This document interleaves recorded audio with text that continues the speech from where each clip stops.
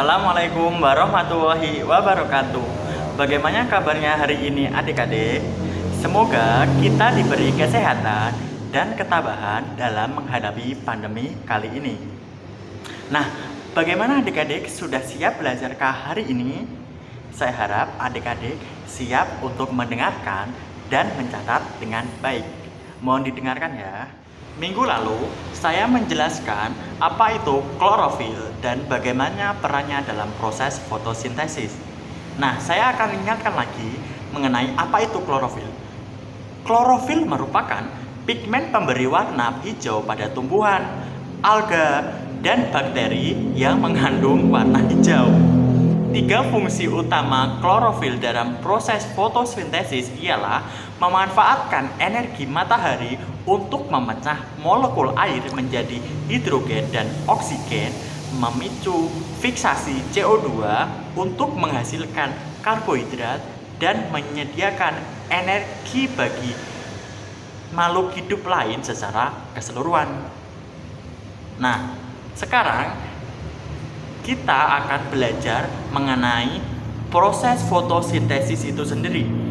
Tujuan pembelajaran yang akan saya ajarkan kali ini yang pertama ialah bagaimana proses fotosintesis. Yang kedua, apa sih perubahan energi yang terjadi pada proses fotosintesis? Yang ketiga, apa reaksi kimia dan apa hasil akhir dari proses, serta pada bagian daun yang manakah letak terjadinya proses fotosintesis. Mohon didengarkan baik-baik ya.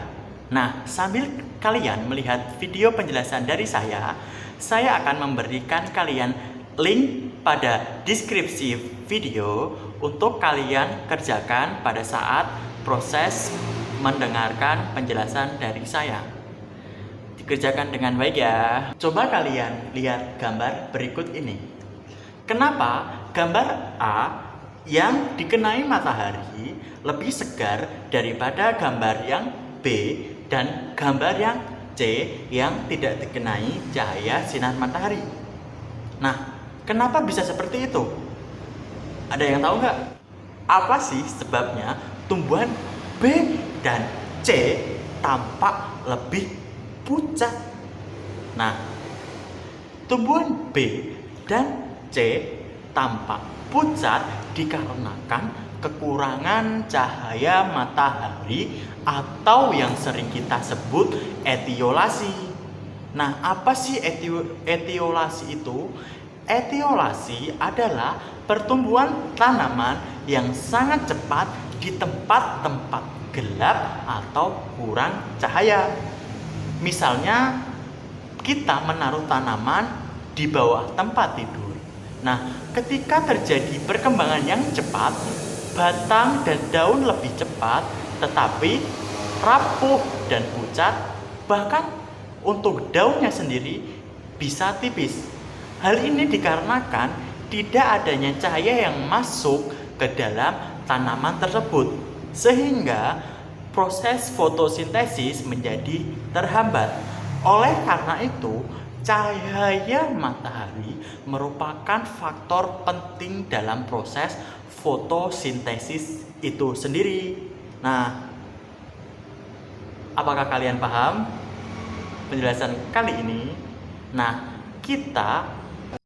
langsung saja kita praktekkan simulasi live virtual mengenai proses fotosintesis dari Kemendikbud. Yang pertama, kita klik sinar matahari. Apa yang terjadi? Nah, ada gelombang radiasi sinar matahari yang ditangkap oleh daun. Kemudian kita klik karbon dioksida. Nah, langsung kita klik selanjutnya. Nah, air ternyata. Kemudian kita klik air. Apa yang terjadi? Nah, ada molekul air yang diserap oleh akar tanaman. Dan kita klik lagi karbon dioksida. Apa yang terjadi?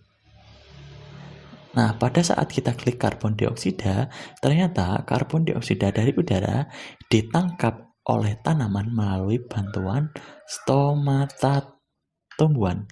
Stomata letaknya di daun. Langsung kita klik selanjutnya. Apakah hasilnya? Hasilnya ialah glukosa C6H12O6. Selanjutnya, apalagi hasilnya? Yakni oksigen. Oksigen.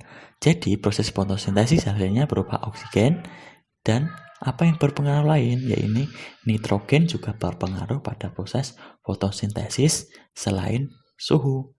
Suhu kita setel. Nah, pada saat suhu 0 derajat, tidak akan terjadi proses fotosintesis. Hal ini karena tidak ada oksigen yang keluar. Begitupun untuk suhu yang 3 derajat, 9 derajat,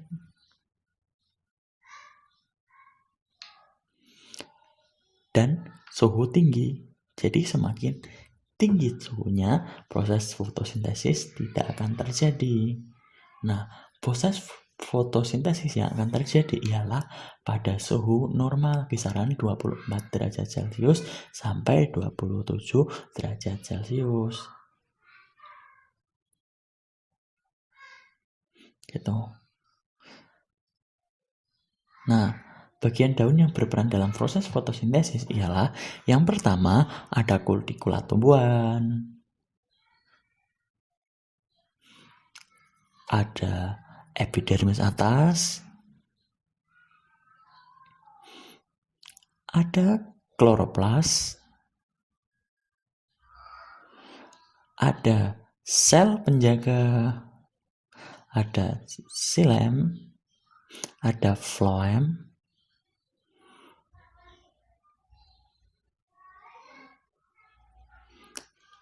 ada epidermis bawah, dan ada stomata, tempat terjadinya pertukaran CO2 dan O2. Kita lanjut kembali ke tampilan utama. Nah, apa sih faktor-faktor yang mempengaruhi proses fotosintesis? Nah, saya akan jelaskan.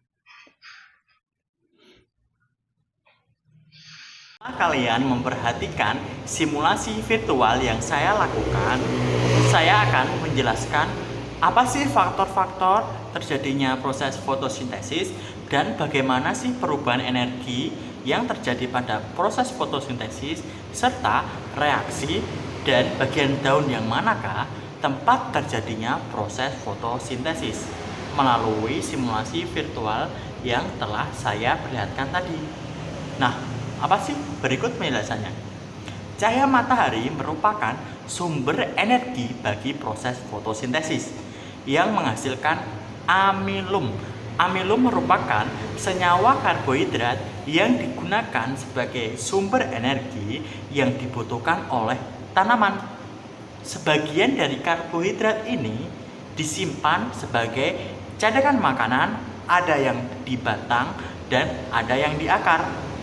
Jika tumbuhan dimakan hewan atau manusia, maka akan terjadi perpindahan energi dari energi matahari menjadi energi kimia berupa glukosa di dalam tumbuhan. Kemudian berpindah ke tubuh hewan maupun manusia, manusia akan memanfaatkan energi dari makanan tersebut untuk melakukan aktivitas. Energi dari sinar matahari digunakan untuk mengubah karbon dioksida dan air menjadi molekul zat gula atau glukosa yang dibutuhkan untuk pertumbuhan. Proses ini dibantu oleh cahaya matahari dan klorofil. Berikut reaksi kimia yang terjadi. CO2 dan 6H2O beserta bantuan cahaya matahari diubah menjadi oksigen dan glukosa. Sampai sini paham? Nah, sementara itu bagian-bagian dari daun yang berperan untuk proses fotosintesis ialah yang pertama ada kutikula. Kutikula tumbuhan adalah lapisan pelindung PAD seluruh sistem tajuk atau bagian tumbuhan yang berada di atas tanah tumbuhan herba yang berfungsi untuk memperlambat kehilangan air dari daun, batang, bunga, buah, dan biji. Tanpa lapisan pelindung ini, transpirasi atau hilangnya uap air melalui proses pembakaran tumbuhan yang terjadi pada semua tumbuhan sangat cepat sehingga tumbuhan akan mati lama-kelamaan. Yang kedua ialah epididymis atas. Epididymis atas berfungsi untuk mengurangi penguapan air yang berlebihan pada daun. Bagian terpenting dari proses fotosintesis atau letak daun yang paling penting dari proses fotosintesis adalah bagian daun nomor 3 yakni kloroplas. Fungsi kloroplas adalah sebagai organ sel tempat terjadinya proses dan reaksi kimia pada proses fotosintesis itu sendiri. Satu sel daun mempunyai 40 sampai 50 kloroplas. Akan tetapi tidak semua bagian daun mengandung kloroplas. Hanya terbatas pada sel batang yang masih muda, buah yang belum matang, dan sel daun itu sendiri. Yang keempat ialah sel penjaga. Sel penjaga adalah sel epidermis yang telah mengalami perubahan bentuk. Nah, untuk sampai sini paham? Sebelum saya lanjutkan ke bagian daun yang berikutnya, saya harapkan paham dulu.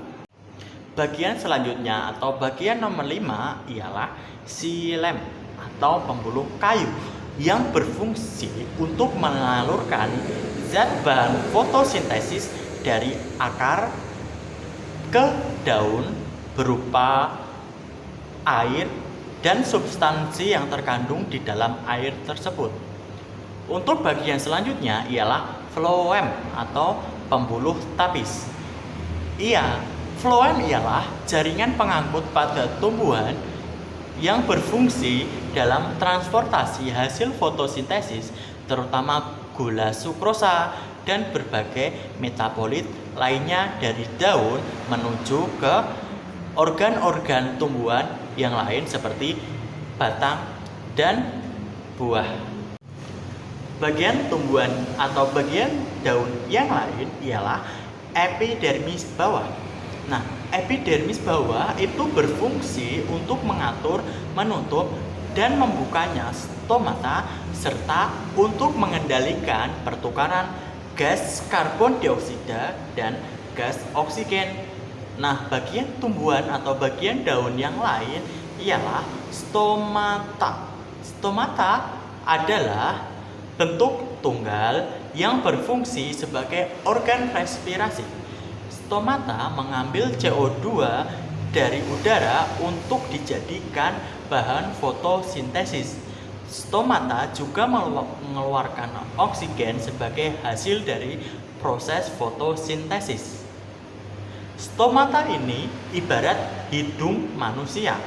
Akan tetapi, stomata mengambil CO2 dan mengeluarkan O2.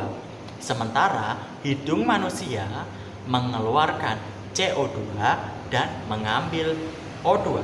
Selain itu, pada tumbuhan tingkat tinggi juga menggunakan lentisel untuk bernafas.